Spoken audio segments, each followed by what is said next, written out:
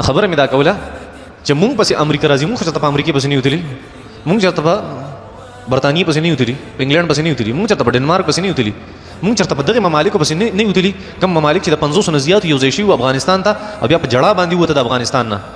مونږ خو چېرته دې ته څه نه دي ویلي، مونږ باندې راځي. همیشه مونږ دهشتګرد یو، همیشه د افغانستان خلک دهشتګرد دي، عراق خلک دهشتګرد دي، د بر صغیر پاک و هند خلک دهشتګرد دي. ته به راځې د امریکې نه او د انګلینډ نه او دلته به زما د ملکونو تقسیم کې. او اوس مونږ دا خبر وایو ټول متاثر یو د انګریز نه. عقل نشته په مونږ کې که نه، صفا خبره دا ده چې عقل په مونږ کې موږ د انګریز نه متاثره کېده.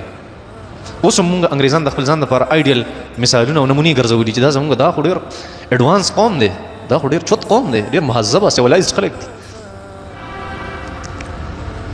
دې خبره ته لږ سوچ پکار دی چې دا مونږ څه کوو. دا داسې خبرې نه دي چې ما جوړې کړي تاسو ته یې وایم. زما په زړه کې څه دي زه هغه وباسم. کېدای شي چا اختلاف هم دې سره څه نقصان نه دی، کېدای شي غلطي زما دا خبره، او زما په دماغ کې چې کومې خبرې راځي ډېر ظلم کېږي دې معاشرې د خلکو سره، د پاکستان، هندوستان، افغانستان، د عراق، چې چېرته لا اله الا الله والا دی هغه سره ظلم کېږي. او د دغې تذکره الله جل شانه قرآن کې کړې چې دا خلک دا غیر مسلمه د لامذهبه خلک چې ځان ته د امن و امان د هغې ډېر زیات پرستش کولو والا وایي چې یاره مونږ د هغې څه یو، بلکل د هغې عبادت کوو د امن و امان او دهشتګردۍ خلاف. دغې خلکو ته وګوره، څه عجیبه. زه حیران یم چې څنګه پوه کما خلک په دې خبره باندې چې الله جل شانه فرمایي دا زموږ دشمنان دي. الله جل شانه د دې تذکره مخکې کړې قرآن مجید کې. قرآن زه چې اصل روزانه لګیا یم په قرآن، روزانه لګیا یم په قرآن، روزانه لګیا یم په قرآن باندې. په تقریر کې قرآن چا سره ناست هم د قرآن درس قرآن، طالبانو سره هم ناست قرآن، د ملیانو سره هم ناست قرآن، د عوامو سره ناست قرآن، کشرانو سره هم ناست قرآن، د مشرانو سره هم قرآن. دا بار بار چې زه وایم علامه اقبال نه ټول خلک متاثر وو. دا څه وي؟ صرف قرآن خلکو ته وي چې قرآن قرآن قرآن قرآن قرآن. دا چې کوم تحریک پاکستان و که نه، په دې کې لږ سوچ وکړه. زما په خیال چې څومره کارنامې په دغې زمانه کې علماء کرامو کړي دي که نه، نو هغې د قرآن مجید سره متعلق وي. لږ سوچ وکړئ دې خبرې ته. د ټول نه اهمه کارنامه هغه تاسو ویلي په تحریک پاکستان کې دي په بنیاد کې هغه د شاه ولی الله رحمت الله علیه په هغه زمانه کې تحریک پاکستان هم تقریبا د هغې په بنیادي وخت کې چې هغه ړومبی کار څه کړی و تاسو ته به یاد وي. د استاد جي ناست د ایم اے کړې ده پاک سټډي کې، چې د هغه ړومبی کار دا و چې هغه د فارسي ترجمه د قرآن ولیکله د فتح الرحمن په نوم باندې، که نه داسې نه وه. د قرآن مجید ترجمه ولیکله په فارسي کې چې د پاکستان بر صغیر پاک و هند مسلمانان د هغې زیات شوق په هغه زمانه کې د فارسي سره و، نو قرآن یې ورته کنورټ کړو څه ته؟ فارسي ته، چې دې ټول کتابونه پرېږدي او دې قرآن ته راشي. او هغې قرآن ته څه دومره څه کار وکړو چې یو ملک هغه موږ ته میلاو شو. غلط دی، ټیک دی، هغه جدا خبره ده، خو یو ملک میلاو شو چې په هغې کې مسلمان عبادت کولی شي، په هغې کې مسلمان قرآن ویلی شي، په هغې کې مسلمان تقریر کولی شي، د خپل رای هغه اظهار کولی شي. داسې یو ملک میلاو شو کم از کم. نه الله جل شانو قرآن مجید کې څه فرمایي چې د دې خلکو ستاسو سره هېڅ دښمني نشته، یوه دښمني ده تاسو سره، هغه ده چې تاسو په الله ایمان راوړئ بس.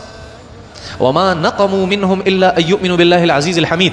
دا کافر تاسو نه د یوې خبرې انتقام هم نالي، که د کومې خبرې تاسو سره انتقام او بدل لي، هغه دا چې الا ان يؤمنوا بالله العزيز الحميد. دا خلک په الله ایمان راوړي، نو ځکه دا خلک خلاف کوي. دغه یو ګناه ده د مسلمان چې لا اله الا الله وي بس، نور څه ګناه ده نشته. ځکه غیر مسلم شو بیا ورته څوک هم څه نه وایي. غیر مسلم هم دی نه شي صرف غدار او منافق دي شي او د امریکې په غېږ کې د کیني بیا به ورته څوک هم څه نه وایي. او د هغې په غېږ کې ناست دي ډېر خلک تللي دي معاشرین او د دې ملک نو د هغې په غېږ کې ناست دي، هېڅ ورته نه وایي. هغې مسلمانان دي، دا د مسلمانان وایي کلمه وایي، هېڅ ورته نه وایي. دې خبرو ته لږ سوچ پکار دی. نو اصل که امن پسند څوک دی هغه هر هغه سړی دی چې هغه مسلمان وي، چې هغه لا اله الا الله والی. اوس پورې به تاسو نه لیدي چې کلمې والا هغه په چا پسې امریکې ته تللی دی، هغه چېرته په چا پسې برطانیې ته تللی. ټیک ته د یو بل دښمنان دي. الله جل شانه فرمایي الا الذين يصلون الى قوم بينكم وبينهم ميثاق. کوم خلک چې داسې یو قوم ته راشي د هغې او ستاسو منځ کې یو وعده د صلح ده، یا ستاسو د هغې په منځ کې یو معاهده ده، او جاؤکم یا تاسو ته براه راست راشي حسرت صدورهم د هغې زړونه تنګ شوي، ان یقاتلوکم او یقاتلو قومهم، چې هغې یا تاسو سره جنګ وکړي یا د خپل قوم سره جنګ وکړي.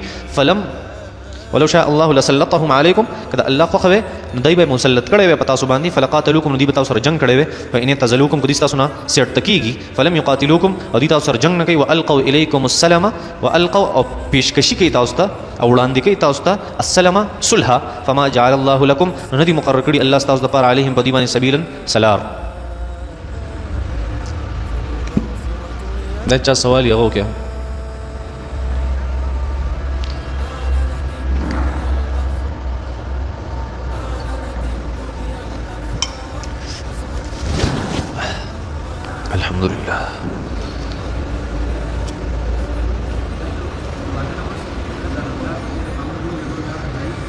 د واده نه پس هیڅ نقصان نشته، بالکل لګولی شي. پوهېږي یو زنانه ده او د واده نه پس یا د نکاح نه پس هغه د خپل پلار د نوم په ځای دویم نوم چې ورسره کم لګوي، نو د هغې په ځای د خاوند نوم لګوي، په دې کې هېڅ قباحت نشته شرعاً. صحیح ده. هغه چې کوم حدیث کې ممانعات راغلی دی نو هغه د دې نه ممانعات راغلی چې یو سړی به یا یو زنانه به د خپل ځان نسبت د خپل پلار نه علاوه بل چاته نه کوي.